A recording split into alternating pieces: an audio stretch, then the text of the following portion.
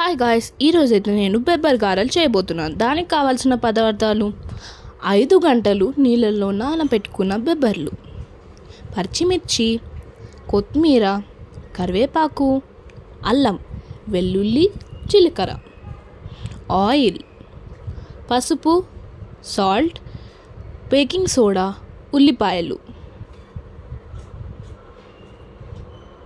ఇప్పుడు ఈ బెబ్బర్లని మనం మిక్సీ పట్టుకోవాలి. దీంతో పాటు పచ్చిమిర్చి, అల్లం, వెల్లుల్లి కూడా పట్టుకోవాలి మిక్సీ. ఇది చాలా గట్టిగా కాకుండా మెత్తగా కాకుండా బరుకుగా పట్టుకోవాలి. దీంట్లో తరుగుకున్న ఉల్లిపాయ, కొత్తిమీర, కరివేపాకుని బాగా వేసుకొని కలుపుకోవాలి. దాంతోపాటు బేకింగ్ సోడా కూడా, పసుపు మరియు ఉప్పు కూడా వేసుకోవాలి.